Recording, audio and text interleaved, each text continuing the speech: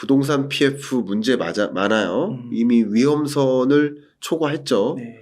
그래서 6만 5천 호 정도, 6만 호에서 6만 호 정도가 위험 구간인데 그걸 초과해서 지금 7만 5천 호, 7만 2천 호 이 정도로 지금 올라갔단 말이에요. 이것은 위험한 상황 맞아요. 근데 이렇게 미분양 주택이 계속 늘어나고 특히 악성 미분양이죠.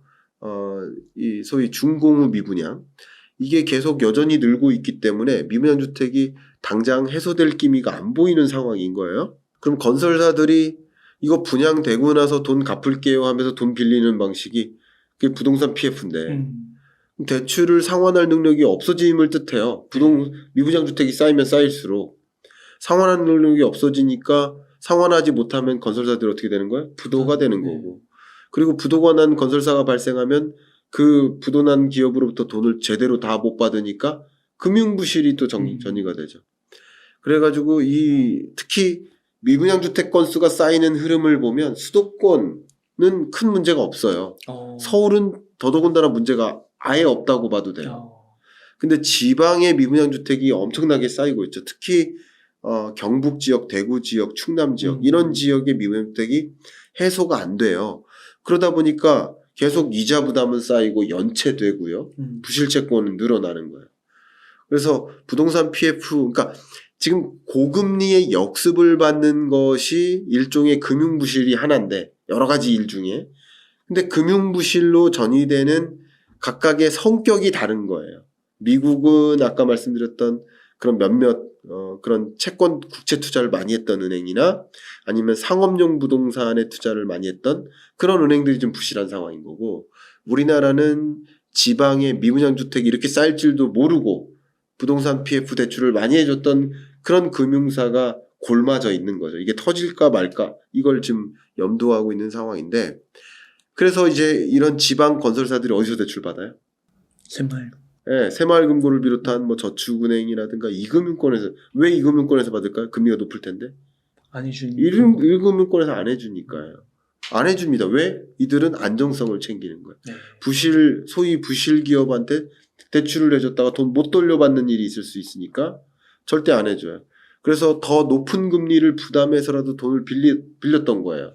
건설사들이. 그런 걸 생각해 보면 이 미분양 주택 건수가 어쨌든 해소되지 않는 과정이고 그러면 갚을 능력은 상실되고 이런 것들이 말 그대로의 경기 침체를 더 가혹하게 만드는 구조인데 많은 분들이 뭐 죄송한 표현입니다만 부동산 PF가 터지는 것을 듣고 싶어 하시는 것 같기도 해요. 뭐 여러 가지 뭐 성격이 있겠지만 근데 아닌 건 아니라고 좀 말씀드리고 싶고요. 왜냐면 이제 듣고 싶은 걸 듣고자 하시는 분들이 좀 계시거든요. 근데 그럼에도 불구하고 제가 판단하기로는 그게 위기로까지 전이될 것으로 보여지지는 않습니다. 근데 이제 부동산 그 미분양 주택 건수를 쭉 보면 어쨌든 정점 찍고 한 번은 떨어졌어요. 조금 떨어졌어요. 뭐 그렇다고 해서 이게 유의미한 숫자인지는 아직 제가 판단하기는 좀 이릅니다. 그리고 중공후 미분양 주택 건수는 계속 늘고 있어요. 근데 직전 월에 크게 늘었다가 이게 크게 늘었다는 게 7,500호에서 8,500호로 크게 늘었다가 역시 그 늘어나는 속도가 좀 둔화되는 느낌 이렇게 됐습니다. 미분양 주택 건수가 급격히 또 치고 늘어날 것으로 생각했다면 그러면 집값의 등락률은 더 떨어졌을 텐데 이게 어느 정도 공급량이 정해져 있다 그런다면 수요세가 어느 정도 자극하고 있구나라고 지금 판단 내려집니다. 그래서 가격 등락률 저는 전국 평균 아파트 매매 가격 등락률 이 지표를 가지고 설명해 드린다면 저는 뭐 실거래가로 보는 분도 있고 이걸 보는 분도 있고 여러 가지 지표로 판단할 수 있는데 제가 진단하는 지표는 주간 단위의 전국 평균 아파트 매매 가격 등락률 이걸로 보고 있다는 걸 미리 말씀드립니다. 이 지표가 저점을 찍었었던 게 마이너스 0.48%예요. 그리고 지금은 마이너스 0.3% 정도로 왔습니다. 거의 그 정도에 맴돌고 있어요. 그러니까 마이너스 0.5죠. 마이너스 0.48 이걸 찍고 마이너스에 맴돌고 있지만 마이너스 0.3 그 근처에서 계속 이루고 있어요. 자, 이 값이 플러스로 전환되느냐, 0을 찍고 플러스로 전환되느냐 아니냐의 질문인 거예요, 결과적으로. 그죠? 근데 이거 플러스로 전환되는 시점은 오긴 올 겁니다. 네. 근데 제가 계속 말씀드렸던 것이 전국 평균 아파트 매매 가격, 이 거시지표로 봤을 때는 올해 내에 이게 0을 통과하는 지점이 안 올 수도 있다. 그리고 올해 내에 온다면 끝자락일 것이다. 요렇게 보고 있습니다. 그래서 제가 작년부터 올해 연초부터 계속 말씀드렸던 게 내 집 마련의 시점을 계속 뒤로 미루셔라. 하반기 끝자락 정도로 좀 보셔라. 내 집 마련에 관심 있는 사람은 정말 이 세 가지 지표 제가 함축시켜 본 거예요. 네. 세 가지 지표를 꼭 보셔야 되는데 가격 등락률을 계속 모니터링 하셔야 됩니다. 그래서 이게 언제 마이너스 0.3에서 지금 마이너스 0.3에서 마이너스 0.2로 바로 가지도 않아요. 마이너스 0.3, 마이너스 0.28, 마이너스 0.25, 마이너스 0.23 네. 그러다가 마이너스 0.2, 마이너스 뭐 1.8 이런 식으로 하다가 마이너스 0.1 그러다가 0에 가는 거예요. 네. 그러니까 그런 것을 계속 모니터링 하실 필요가 있겠고요. 실제 그게 이렇게 나타나잖아요. 좀 네. 찌그러져 있지만 그 그래프를 많이 보셔서 아실 겁니다. 여러분이 만약 그 그래프가 궁금하신 분은 웅달책방하고 같이 콜라보했던 미분양주택 건수 그거 분석했던 매달 그거 보시면 그 그래프가 무슨 말인지 이해 가실 겁니다. 혹시 그거 안 보시고 보시는 분께는 그렇게 말씀드리고요. 자, 그러면 이 값을 이제 추적하시는 거, 그 가격 그 자체를 추적하는 거, 그거 중요합니다. 이거 추적하는 게 왜 중요하냐면 내가 우리 동네에 봤더니 집값이 마이너스 50%예요. 그럼 이제 살만한 시점 왔습니까? 이렇게 판단하기에는 좀 이른 감이 있다. 전체 거실을 먼저 보고 그리고 우리 동네의 특성은 뭐가 다른지를 비교해보면 더 정확한 시점을 볼 수 있겠다. 이렇게 의견 드리고요. 만약에 내일 당장 사가지고 샀는데 그 다음 주에 0.2% 빠지면 좋습니까? 그 다음 주에 또 마이너스 0.2% 빠지면 좋습니까? 그거 아니잖아요. 네. 그러니까 0을 통과하는 지점이 언제일지를 모니터링 하시는 거 좋겠다. 근데 지금은 좀 서울권의 경우에는 수도권의 경우에는 특히 서울은 알아볼 시점은 왔다. 예, 거의 임박했다라고 네. 보고 있습니다. 그건 조금 이따 구체적으로 말씀드릴 지역별로는 그러니까 가격 등락률을 좀 보시면 좋겠고요. 두 번째는 미분양 주택 건수죠. 네. 미분양 주택 건수가 유의미한 수준으로 확실히 해소된다. 두 가지 미분양 주택 건수, 전체 미분양 주택 건수가 해소되는지. 유의미하다는 것은 6만 호나 6만 5천 호 밑으로까지 쭉쭉 떨어지는지. 예. 그 기간을 쭉 보셔야 됩니다. 한 3개월 연속 확실히 떨어진다든가 이런 거. 그거는 그만큼 수요가 굉장히 많이 집중된다는 뜻이에요. 네. 예. 그 첫 번째, 두 번째. 그리고 이제 미분양 주택 중에서도 중공후 미분양 주택 건수 이것도 같이 줄어드는지. 근데 이거는 계속 늘어나고 있거든요, 아직도. 네. 그러니까 이것을 같이 보면 좋겠고요. 그다음 세 번째로 여러분께 드리고 싶은 얘기는 기준금리 그 자체입니다. 혹은 시중금리. 네. 시중금리가 지금 많이 떨어지고 있죠. 네. 특히 주택시장을 보려면 시중금리 중에서도 주택담보대출금리를 보시는 게 제일 좋겠죠. 지금 문자 왔는데 네. 뭐 3%, 3.5% 예, 많이 떨어졌죠. 저도 그럼 많이 떨어지는 만큼 주택 매수 심리가 어떨까요? 올라가는 거예요. 그러니까 그게 반등한 거예요.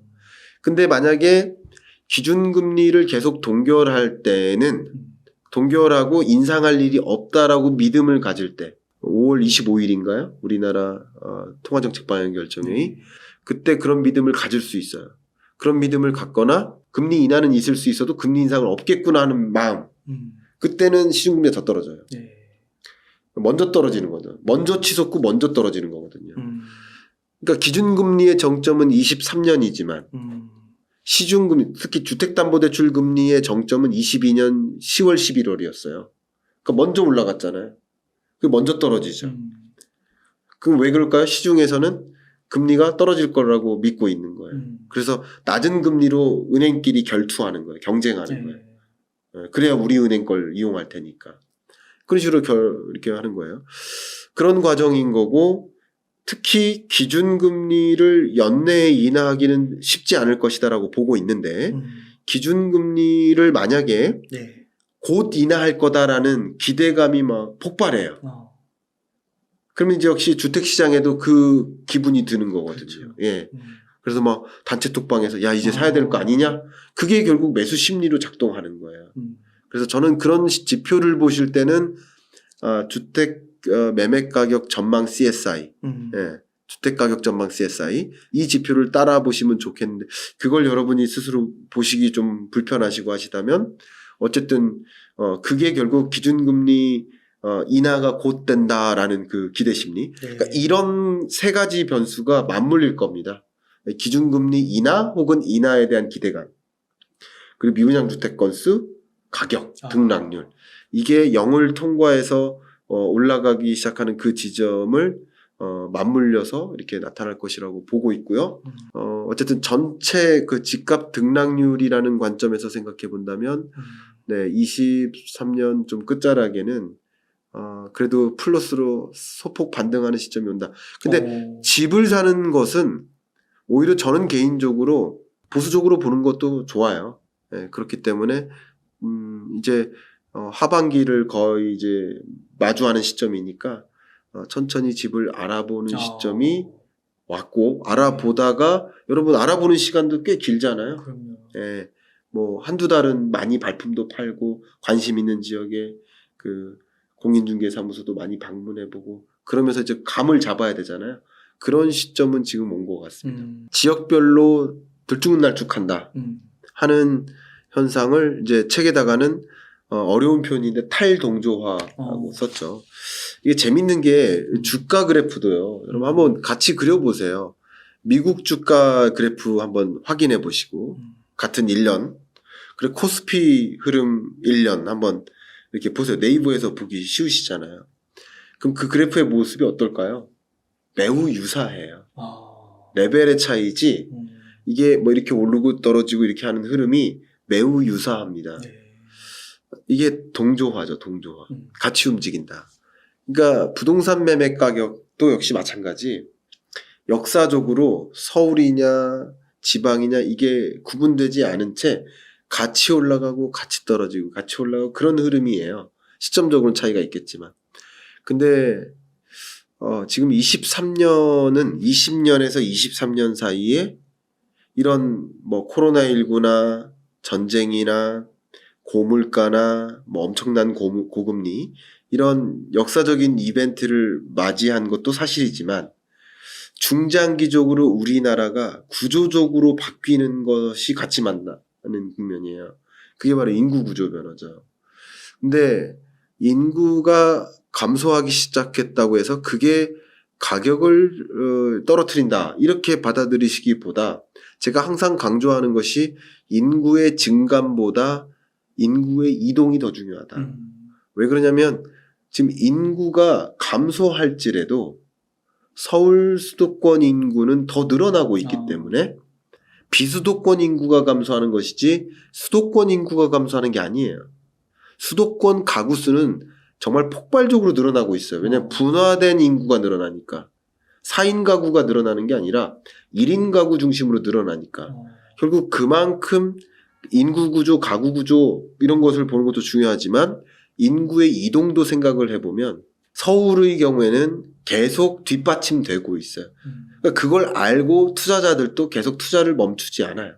그러니까 이번에 규제 완화, 그러니까 분양이 뭐 미분양이 쌓이고 뭐 이런 것을 보면서 서울에 있는 그 규제를 완화하면서 지방에 거주하는 투자자도 투자할 수 있게 해주고 뭐 실거주자가 아니어도 투자할 수 있게 해주는 이런 식으로 규제를 완화해 버리잖아요.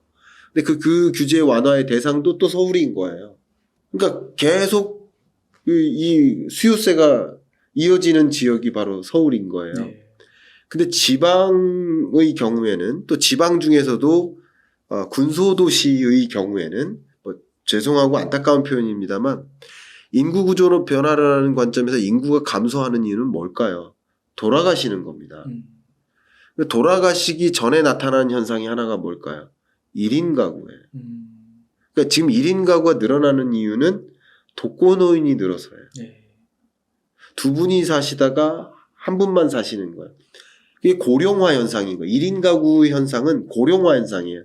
나 혼자 산다 같은 그런 방송 보시면서 1인 가구가 늘어나는 이유가 마치 결혼 안 하는 미혼 1인 가구가 많아진다. 이렇게 생각하시는데 그 비중이나 늘어나는 속도가 절대적이지 않습니다. 네. 절대적으로 1인 가구가 늘어나는 이유는 아. 지금 30%, 35%가 36% 정도가 1인 가구인데 그럼 우리나라 가구 유형 중에 가장 많은 비중의 가구가 1인 가구예요. 네. 2인 가구보다도 1인 가구가 많고 3인 가구, 4인 가구보다도 1인 가구가 더 많아요. 지금 가구의 표준이 1인 가구예요, 지금은. 네. 표준도 바뀌었어요. 이게 인구 구조 변화죠. 가구 구조 변화. 이런 구조 변화 속에서 1인 가구가 이렇게 폭발적으로 늘어나는 이유는 고령화. 고령자가, 그러니까 다른 말로 만 65세 이상 1인 가구가 지배적으로 많아요. 그러니까 20대 1인 가구, 30대 1인 가구보다 60대 1인, 65세 이상 1인 가구가 높고 그게 늘어나는 속도도 높아요. 네. 자, 그러면 이게 독거노인이 늘어난다고 해석하면 되잖아요. 근데 저도 이제 뭐 시골 출신입니다만 시골에 가보면 정말 깡시골 같은 데 또 특히 가보면 그 혼자 살고 계시는 할머니를 볼 수 있어요. 저도 할머니 댁에 이렇게 가면 할머니 혼자 살고 계세요. 시골에. 그러면 뭐 정말 죄송합니다만 그 직전에는 아마 두 분이 사셨을 거예요. 근데 통상적으로 남자 수명이 좀 짧기 때문에 할아버지가 먼저 돌아가시니까 1인 독거노인인 거고, 그리고 이제 할머니도 장수하시고 돌아가시고 나면 그럼 그 집은 어떻게 될까요? 빈집이 되겠죠. 그러니까 아이 울지 않는 그 도시 같은 경우 지방 소멸 도시 뭐 이런 데는 뭐 십몇 년 동안 아이 한 번 태어나지 않았어요. 그러면 전반적으로 거기 거주하는 인구가 점점점 고령화되는 거예요. 가장 젊은 그 이장님이 뭐 65세 뭐 이러신 거예요. 그러니까 이게 그러다 보면 이제 돌아가시는 분들이 계시면 그 지역은 소위 공실집이 되고, 공실집은 투자 가치로서도, 미래 투자 가치로서도 봐도 그렇게 의미가 없어 보이는 거죠. 제가 말씀드린 것은 코로나19 전쟁, 고물가, 고금리라는 20년에서 23년 동안에 나타나는 그 주된 경제의 특징들, 이런 일시적인 특징들과 이 인구 구조 변화라는 특징이 같이 맞물려 가지고 그래서 나타나는 것이, 이 집값이 반등하는 것이 전국 가격으로는 연말쯤이라고 말씀드렸습니다만 서울의 경우에는 3분기가 될 수 있겠다라고 말씀드리는 거고, 반등하는 시점이 더 빠른 거고요. 지방 지역에서도 광역시나 이런 지역은 또 평균에 가깝게 움직일 수 있지만 좀 정말 이제 군소도시나 고령화 지역 같은 경우는 안타깝습니다만 아예 이 반등세로 편입되지 않을 수도 있습니다. 일단 기준금리는 인하하지 않을 것이다. 이렇게 보고 있습니다. 연내 기준금리 인하는 어렵다. 이렇게 보고 있고요. 연내 기준금리 인하는 말 그대로 목표하는, 그러니까 중앙은행의 마음을 생각해보면 연내 기준금리 인하할 것이다 라고 보는 시장의 입장이 있죠. 근데 시장이 금리를 결정하지 않아요. 제가 어떤 분이 그 말씀하셨는지 모르는데 누가 댓글로 이렇게 말씀하시더라고요. 뭐 시장이 똑똑하다. 그러니까 시장이 중앙은행보다 더 똑똑하다. 시장이 금리 인하를 원한다. 그러니까 금리 인하가 뭐 필요한 거 아니냐. 근데 시장 마음대로였다면 이런 금리 인상도 없었어야죠. 작년에 다 틀렸잖아요. 금리 인상 자체가 있었어서는 안 되죠. 시장 마음대로라면. 네. 중앙은행은 주식 투자자들의 마음을 위로하기 위해서 금리를 결정하는 게 아니에요.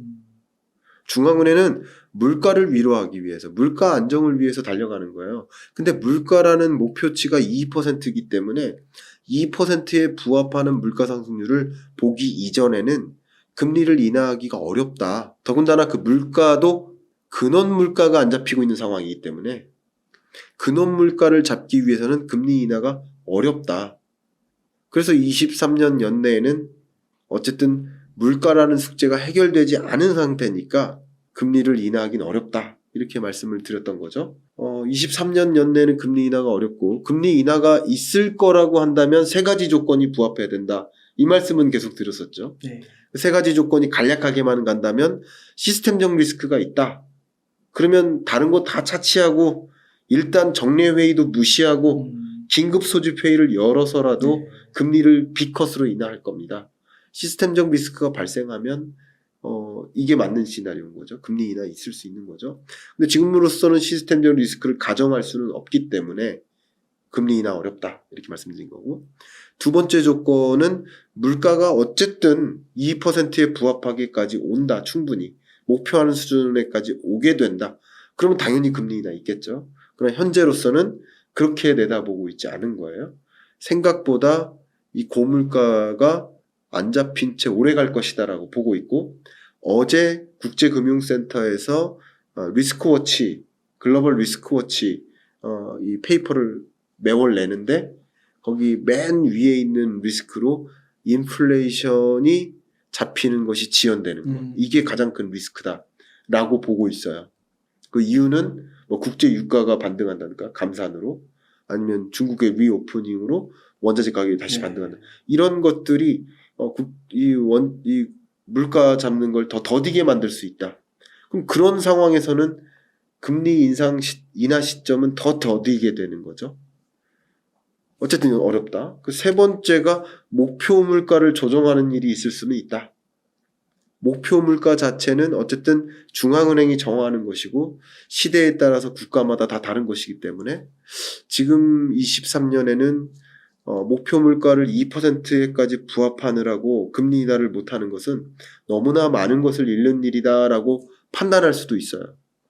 그런 것들은 아마도 잭슨홀 미팅에서 주로 논의 주제가 될 수 있고, 중앙은행이 그 목표 물가를 조정하는 것에 동의를 할 경우 뭐 그런 그 목표 물가 조정에 대한 리뷰 뭐 이런 보고서 같은 게 연준에서 나올 거고, 그러면 금리 인하 조치를 이제 할 수도 있겠지만 이런 세 가지 시나리오가 아니고서는 금리 인하는 어려울 것이다. 저는 이렇게 판단하고 있습니다.